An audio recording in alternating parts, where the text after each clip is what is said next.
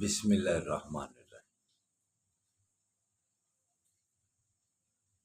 اٹھو مسلمانوں، اپنے مقدر جگا لو، نماز ادا کر کے اپنے اللہ کو منا لو۔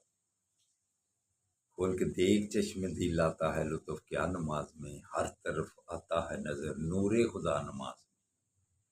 میرے دوستو، میرے برخوردار، اس وقت اللہ کی رحمتیں برس رہی اور اللہ کی ویسے بھی رحمتیں روحانی طور پر بھی اس وقت نازل ہوتی ہیں۔ تو جو اس وقت اٹھ جاتا ہے اللہ کی مہربانی سے، وہ کہتا ہوں فطرت کے ساتھ بھی چلتا ہے اور اللہ کا حکم بھی مان لیتا ہے اور اپنی پریشانیوں مصیبتوں کو بھی دور کر لیتا ہے۔ صحت بھی برقرار رہتی ہے، معاشرتی معاملات بھی، کیونکہ جب آپ اللہ کے آگے گردنیں جھکاتے ہیں تو اللہ آپ پر راضی ہو جاتا ہے۔ تو نماز ادا کرنے کے بعد پھر اللہ کے ناموں کا ورد کیا کرو، یا حیو،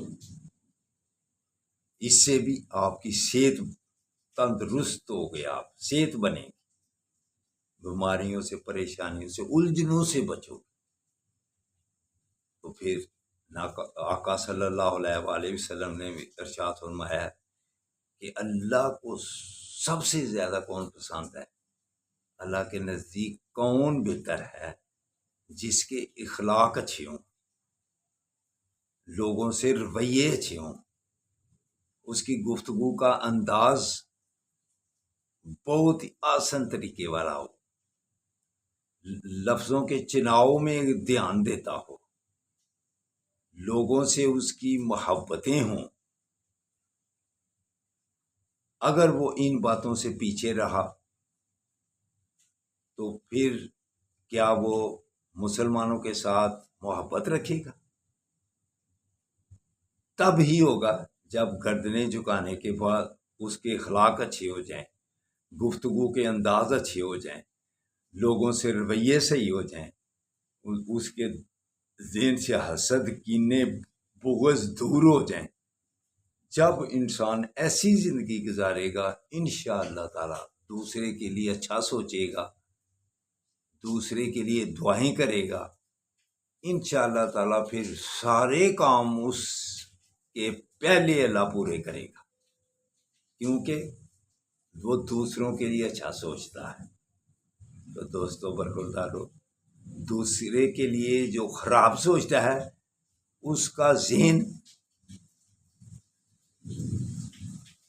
اور اس کی جسمانی کیفیت پھر پتہ ہے آپ کو کیسی بنے گی۔ دوسرے کے لیے اچھا سوچو، دوسرے کے لیے کانٹے بچھانا، دوسرے کے لیے نفرتیں پھیلانا، یہ جو کرتا ہے وہ خود ہی اپنی پریشانیوں میں پھنس جاتا ہے۔ تو دوستو برخوردارو، یہی آپ کو کہتا ہوں، 5 وقت کے نمازی بن جاؤ، والدین کا ادب و احترام کرنے والا بنو، اور دوسروں کے آپ اس سے اپنے رویے سے ہی کر لو، اگر چین اور سکون سے زندگی گزارنی ہے۔